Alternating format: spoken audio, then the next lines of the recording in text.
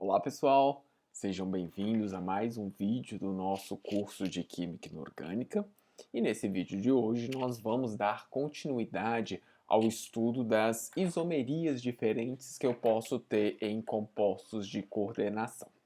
Bom, para a aula de hoje, Momento Cultural, eu escolhi essa caneca aqui, é uma caneca nacional, né?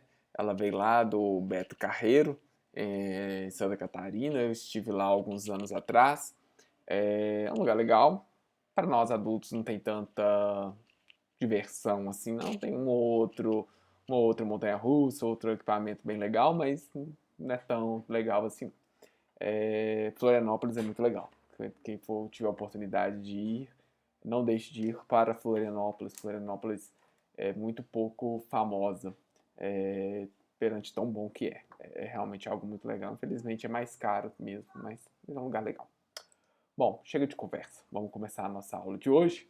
Então, na última aula, eu discuti um pouco com vocês a parte de isomeria de isômeros constitucionais. Quer dizer, para ser isômero, eu tenho que ter moléculas diferentes, mas com fórmula molecular idêntica. E no caso dos isômeros constitucionais, a forma como as ligações químicas são feitas dentro do meu composto é diferente.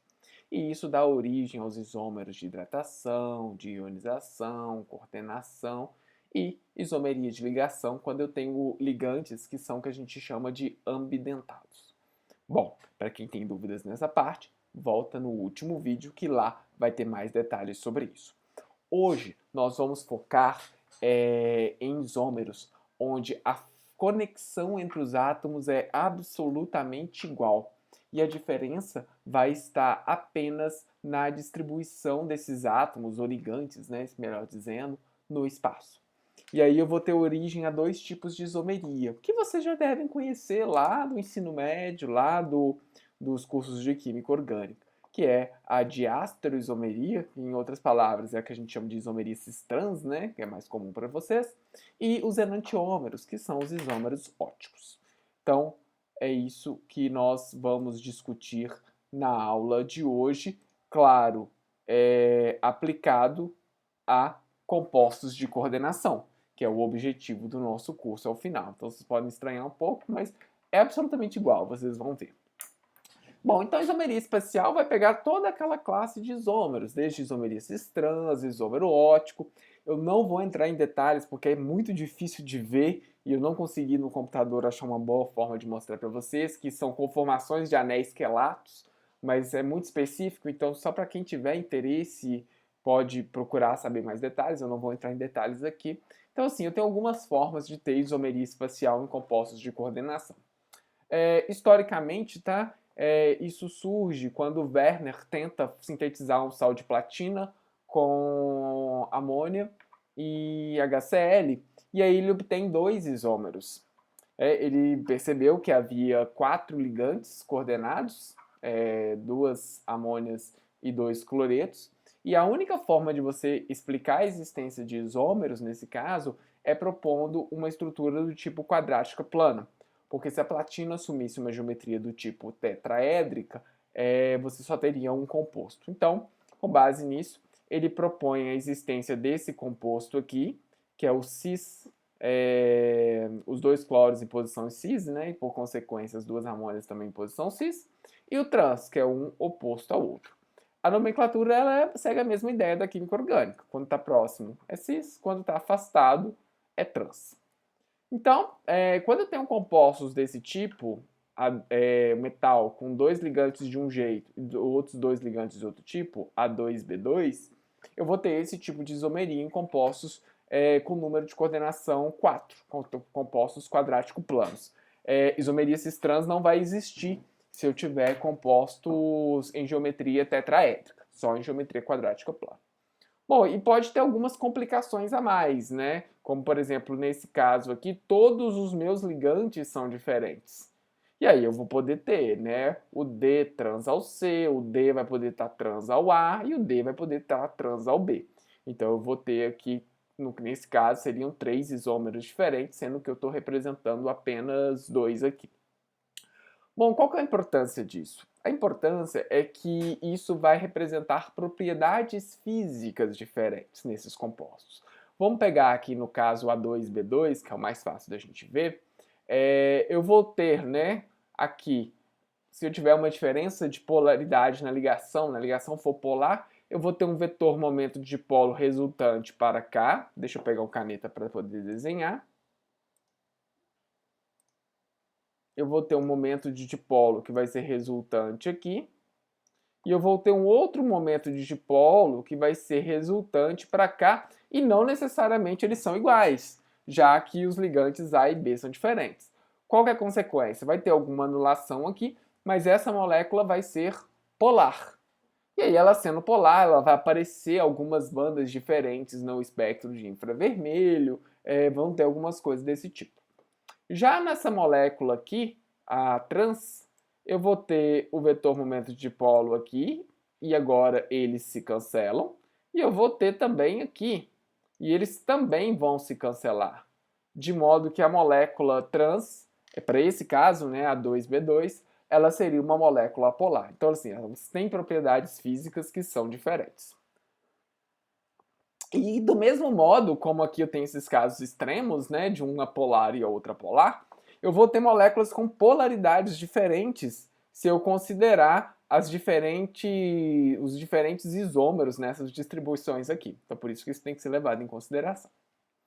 E isso não é, tá, gente, exclusivo para ligantes monodentados. Olha essa molécula aqui de platina com dois ligantes que é tipo um etileno de amina, mas um dos ligantes, dos pontos de coordenação, né, troca o nitrogênio por fósforo. Então, essa reação aqui ela vai produzir ela pode produzir dois isômeros. Um isômero cis, olha pra você ver, os ligantes, os pontos de coordenação pelo fósforo estão um do lado do outro, ou trans, né, onde está um oposto ao outro. Então, não é exclusivo a ligantes monodentados.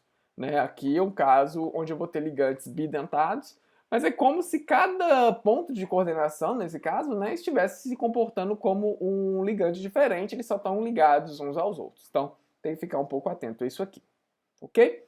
Uma das formas que eu tenho de identificar se eu tenho ligante cis ou ligante trans é fazendo reações com ligantes bidentados. Vocês vão estudar mais à frente, ou para quem tiver interesse, né, vai estudar uma coisa que é chamado efeito trans, que é um efeito que faz com que um ligante trans ao outro induza a saída deles.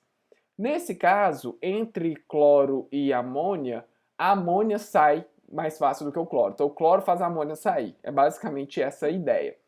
Então, se eu tenho esse composto aqui, que é o composto cis, e ele reagir com etileno de amina, eu tenho esse produto aqui, certo? Por outro lado, se eu tiver o composto trans ele não é capaz de reagir com etileno de amina. Por quê? Porque nada adianta a amônia sair, porque eu não tenho como ligar um braço do meu ligante aqui e o outro braço a 180. Eles só vão conseguir ligar se eles estiverem em sítios vizinhos, não em sítios opostos. Então a amônia aqui, não adianta a amônia sair para etileno de amina entrar, porque ela não vai conseguir fechar o anel.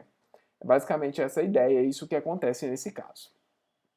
Bom, quando eu tenho compostos com número de coordenação 5, eu também posso ter isomerias diferentes, isomerias. Por quê? Porque nesses tipos de compostos eu tenho diferentes sítios de coordenação. Por exemplo, quando eu tenho na pentacoordenada de geometria do tipo bipirâmide trigonal, esses ligantes que estão nesse plano que eu estou indicando aqui, eles são considerados ligantes do plano equatorial. E aqui tem uma questão espacial, né? Então aqui a separação deles é de 120 graus um do outro. E esses que estão aqui ao longo desse eixo que eu estou indicando com laser, eles estão no eixo que a gente chama de eixo axial. Ligantes muito volumosos, eles tendem a ficar no equatorial, porque é a situação onde eles estão o mais distantes um por outro. Então esse geralmente é o isômero mais estável.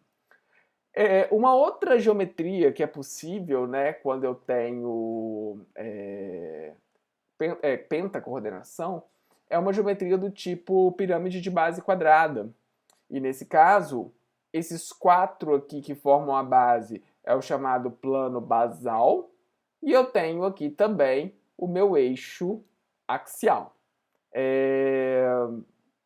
Basicamente, essa é a ideia. Claro, se você tiver um ligante mais volumoso, a tendência dele é ficar no plano basal, porque ele vai estar mais afastado.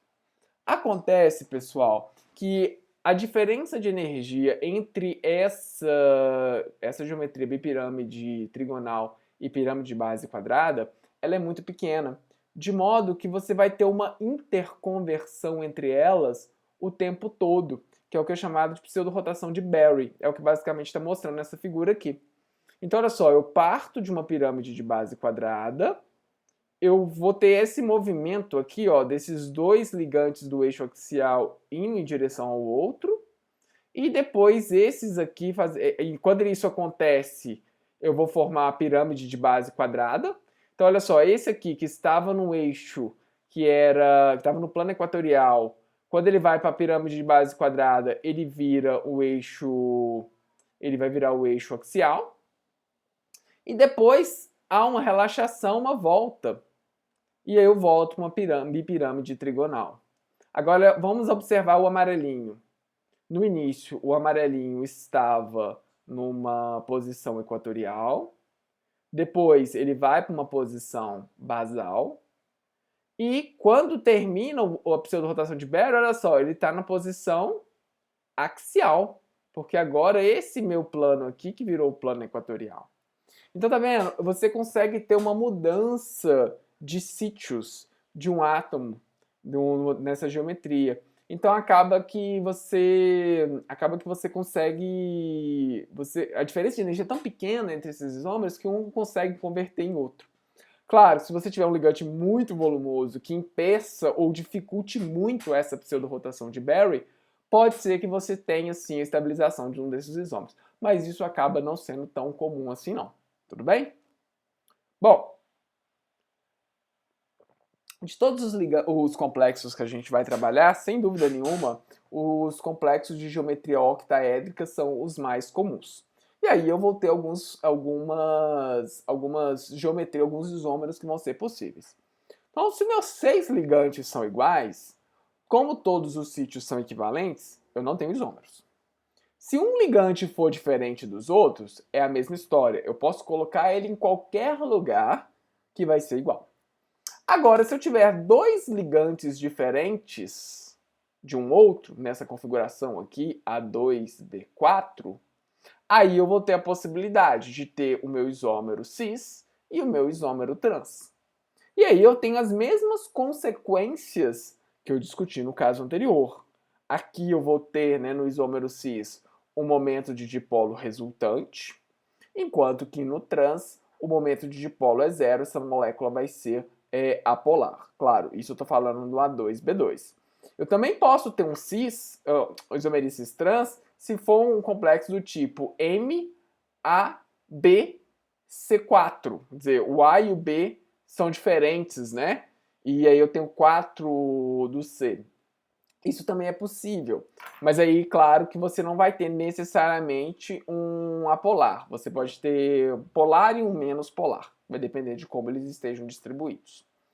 Bom, agora esse aqui é diferente, que talvez vocês nunca tenham ouvido falar, que são compostos de coordenação desse tipo. 3 de um tipo e 3 de um outro tipo. Esse caso eu vou ter uma isomeria que a gente chama de isomeria Fach-Mer. Esse primeiro aqui, ó, eu vou ter 3 ligantes, eu vou rabiscar aqui para vocês enxergarem melhor, que estão no mesmo plano, que é o amarelinho aqui. E a mesma coisa com o vermelho, com as bolinhas vermelhas, que eu vou rabiscar de azul, que eles formam um plano, que é o plano que a gente chama de meridional. Então, nesse caso, esse isômero é o isômero que a gente chama de isômero Mer, tá vendo? Os 3 estão na mesma posição. Agora, eu tenho outro, cujo isômero forma a face de um octaedro, cujos ligantes, né, estão na posição de uma face de um octaedro. Olha só, aqui. Tá vendo? E o vermelhinho é a mesma história lá atrás, ó. Eles estão formando a face de um octaedro. Então esse isômero aqui seria o isômero facial. Tranquilo? Mas isso é mais comum, né? A gente indica quando a gente tem ligantes desse tipo, 3 de um jeito e 3 de um outro. Vamos pegar alguns exemplos práticos aqui para a gente ver que tipo de isômero que eu tenho. Esse aqui, por exemplo, ó, desse complexo de cobalto, esse aqui é o facial. Porque olha só, olha a face do meu octaedro aqui, ó. Já esse aqui, ó, os ligantes estão no mesmo plano. Esse aqui é o meridional. Olha o NH3 também aqui no mesmo plano.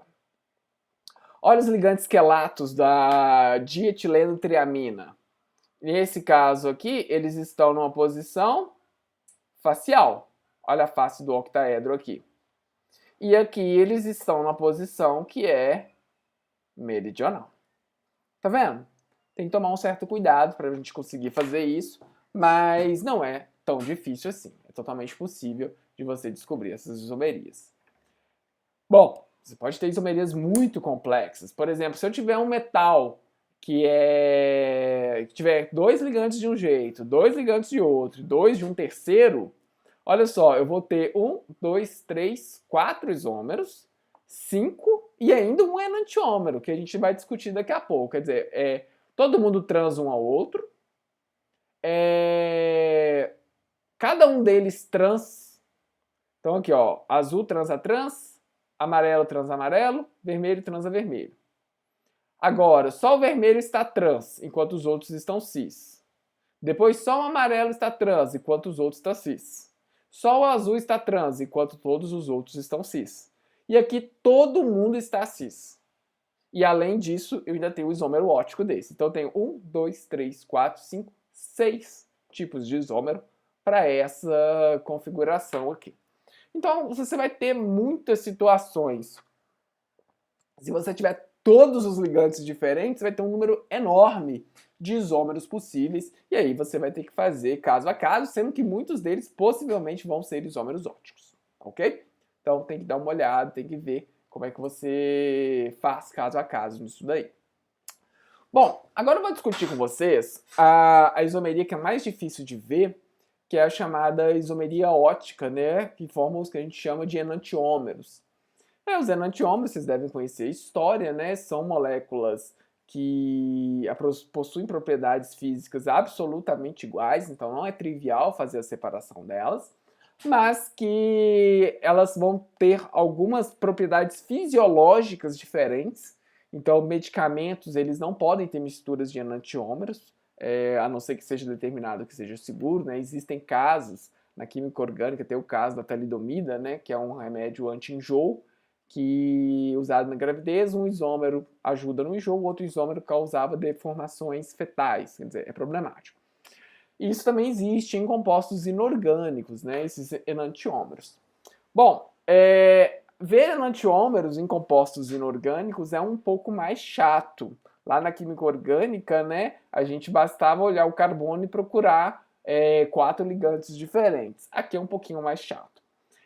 Uma forma que a gente vai ter para fazer isso, mas é uma forma aproximada, vocês vão ver isso em mais detalhes quando estiverem estudando simetria, né, estiver estudando teoria de grupo, mas uma das formas que a gente tem é procurar plano de simetria.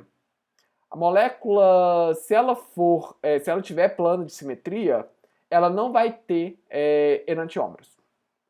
Como eu estava comentando, os enantiômeros, né, eles são absolutamente iguais. A única diferença vai ser propriedades fisiológicas e vai ser na capacidade dele provocar uma rotação na luz plano polarizada. Então, basicamente, essa é a diferença que nós vamos ter aqui. O nosso objetivo aqui vai ser apenas tentar identificar enantiômeros. Então eu tenho que procurar esses planos de simetria. Se eu não achar plano de simetria, provavelmente eu vou ter enantiômeros. Então, gente, o que é um plano de simetria? Um plano de simetria vai ser um objeto que vai refletir exatamente aquilo que eu estou olhando. Então vai produzir uma imagem, mas é uma imagem especular. Se as imagens especulares permitir que eu sobreponha uma sobre a outra, elas são iguais. Então, não tem isomeria ótica.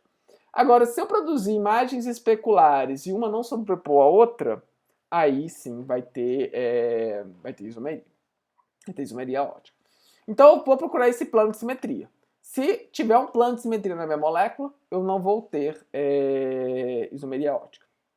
Então, isso facilita um pouco, porque, por exemplo, moléculas quadrático-planas, como esse caso aqui, elas não têm isomeria ótica.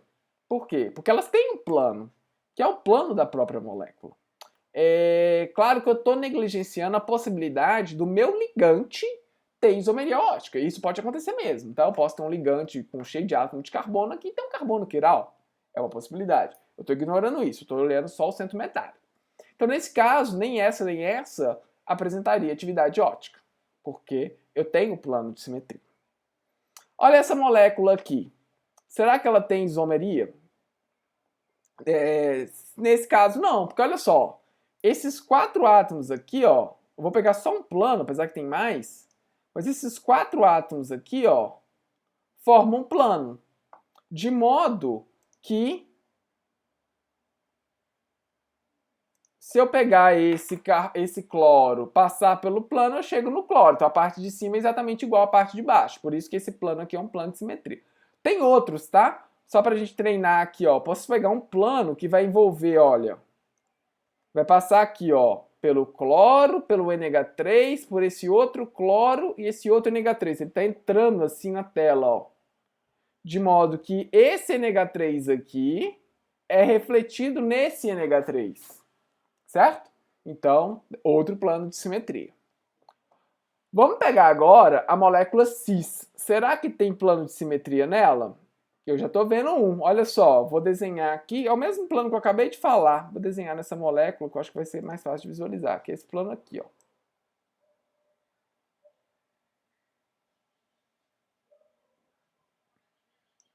Esse plano.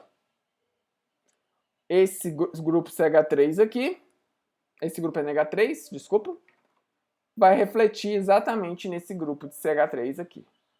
Então, como essas duas moléculas apresentam planos de simetria, essa molécula também não vai apresentar atividade óptica. Tudo bem? Agora, olha essa outra aqui. Essa outra aqui tem isomeria? Tem plano de simetria? Tem. Olha só. O meu plano, ele vai passar no meio dessa ligação. Então ele está vindo aqui embaixo tudo, ó. Ele está pegando esse grupo aqui. E está pegando o Cl aqui também, ó. Certo? Então ele está passando aqui no meio dessa ligação, no meio do cobalto aqui, ó. No ângulo de 45 graus entre os dois ligantes. Então olha só o que acontece. Esse CH3 vai ser refletido, esse NH3 reflete no NH3, esse Cl reflete no Cl. Então essa molécula também não vai possuir a isomeria óptica. Agora, essa aqui, mesma história, só que o plano aqui está mais fácil de ver, olha só. É esse aqui, né? É o plano que eu tenho 4 ligantes, de modo que o NH3 reflete no NH3. Bom, mas eu só mostrei os casos que tem até agora. Essa outra molécula aqui, ó, essa à esquerda, ela não tem um plano de simetria. O grupo, né, o ligante bidentado, ele facilita demais a não ter plano de simetria. Então essa molécula não tem. Pode quebrar a cabeça, pode procurar aí, eu te garanto, você não vai achar um plano de simetria para ela. Então o que você faz para descobrir o enantiômero, né? Como que seria o enantiômero dessa molécula? Vou fazer isso aqui, ó. Desenho, coloquei um espelho. Para desenhar a imagem, tem que respeitar as regras da ótica, né? A distância do objeto até o espelho é a mesma distância do espelho até a imagem. Então, olha só, esse Cl veio para cá, esse NH2 veio para cá, esse aqui não muda, esse NH3 não muda, esse NH2 vem para cá e esse NH2 veio para cá, certo? Então, essas moléculas aqui são isômeros ópticos.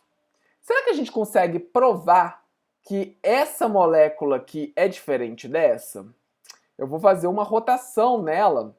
E aí vocês prestam atenção para vocês tentarem acompanhar. Não é tão simples, mas vamos lá. Eu vou pegar esse eixo que eu estou desenhando aqui, ó. Certo? E eu vou rodar essa molécula ao longo desse eixo. Por que eu vou rodar? Eu vou rodar porque é o jeito que eu vou ter de colocar esse grupo aqui, que eu estou mostrando com o laser, na mesma posição desse grupo aqui. Então, se essa molécula for igual, na hora que eu sobrepor esse grupo aqui, todos os outros grupos vão se sobrepor. Então, vou ver o que eu faço. Ó, primeira coisa, eu vou fazer uma rotação de 90 graus. O que acontece com 90 graus? Esse átomo vai vir para cá. Esse permanece no mesmo lugar, porque ele está no eixo. Esse que está aqui veio para cá. Esse que está aqui veio para cá. E o Cl que está aqui vai vir para cá. Eu vou indicar só o Cl, porque se a gente acompanhar ele já vai ficar fácil da gente entender. Então vamos 90 graus. O que aconteceu com o Cl? O Cl está vindo para essa posição. Certo? Agora eu vou fazer uma outra rotação de 90 graus, usando esse mesmo eixo. O que vai acontecer com o Cl? Veio para cá, ó. Então, só para a gente acompanhar os demais, né? Esse aqui, 90 graus, veio para cá, 90 graus veio para cá. Esse aqui, 90 graus, veio para cá, 90 graus veio para cá. Esse aqui, 90 graus, veio para cá, 90 graus veio para cá. Esses que estão no eixo não mudam. Então, eu cheguei nessa configuração que está desenhada aqui, ó. O Cl está aqui. Observem que se eu sobrepor essa parte aqui, ó, tá igual. O Cl está para trás da tela e o outro, o Cl, está para frente da tela. Então, essa molécula não é igual. Eles formam um par de enantiômeros. Dica: quebra a cabeça, dá um pause nesse slide depois e fica tentando fazer esses movimentos, porque esses movimentos é muito importante. Eu só estou rodando. Se eu estou rodando, eu não estou mudando essa molécula. Eu não posso quebrar, eu não posso mudar um em relação ao outro. Mas se eu estou rodando todo mundo, isso eu posso fazer. Então, tenta fazer isso e se vocês tiverem dificuldade, nas aulas de dúvidas a gente pode fazer alguns casos. Tudo bem? Para terminar a aula, exercício. Agora eu quero que vocês analisem esses complexos aqui e vocês vão me indicar se eles apresentam enantiômeros ou não. Tudo bem? Pausa para poder fazer. Bom, certamente vocês já fizeram, então vamos resolver esse problema aqui. Vamos pegar esse primeiro, que é esse cis de cloro com 2 oxalatos. Lembrando que o ligante oxalato, né, gente? É isso aqui, ó.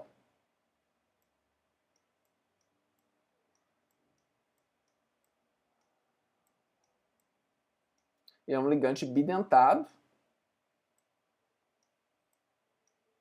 E ele tem carga 2-, por causa desses oxigênios aqui. Então, olha, vai ser isso aqui, esse composto, esse cis, vai ser isso aqui, ó, cromo. Vou desenhar o octaedro aqui.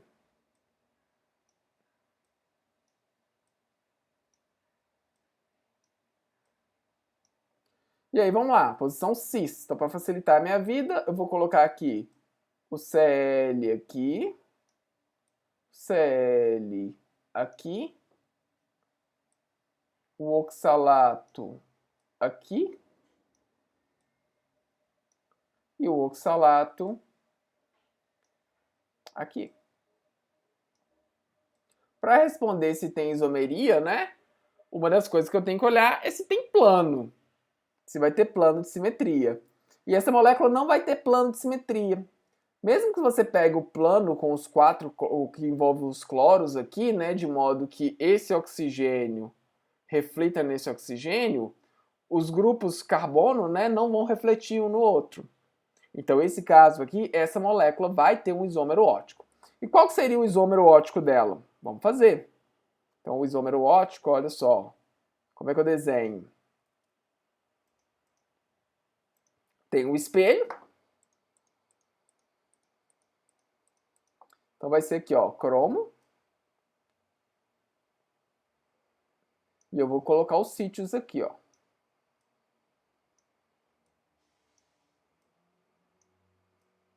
Então, só fazer, ó. Esse cloro veio para cá. Esse cloro veio para cá. Esse oxigênio continua aqui. Esse oxigênio veio para cá. Esse oxigênio aqui está na mesma posição. E esse oxigênio veio para cá. Então tá aqui. Esse é o par de isômero óptico dessa molécula. Tudo bem? Vamos dar uma olhada agora no isômero dela, que vai ser o isômero trans. Então vai ser, ó, cromo.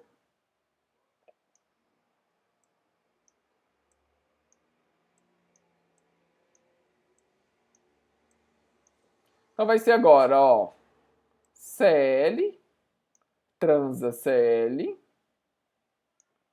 oxigênio aqui, né? Eles vão estar nessa posição, oxigênio. Agora, gente, se vocês olharem, esse plano aqui, ó, que é o plano que estão os oxigênios, vai ser um plano de simetria, porque esse cloro aqui vai ser refletido nesse cloro. De modo que essa molécula aqui vai ser, sim, uma molécula... Não vai ter isômero, porque ela tem plano de simetria. Então, olha só. Eu tenho... Se eu te desse só a fórmula cromo Cl2 oxalato 2, eu teria 3 compostos possíveis. O cis, que é esse aqui, o trans e o isômero óptico do cis. Esse letra D a gente nem precisa fazer, né? Ródio com COHPR4. Essa molécula aqui, ela é quadrática plana. Quadrática plana, ela já possui um plano de simetria. De modo que, não, ela não vai ter um enantiômero.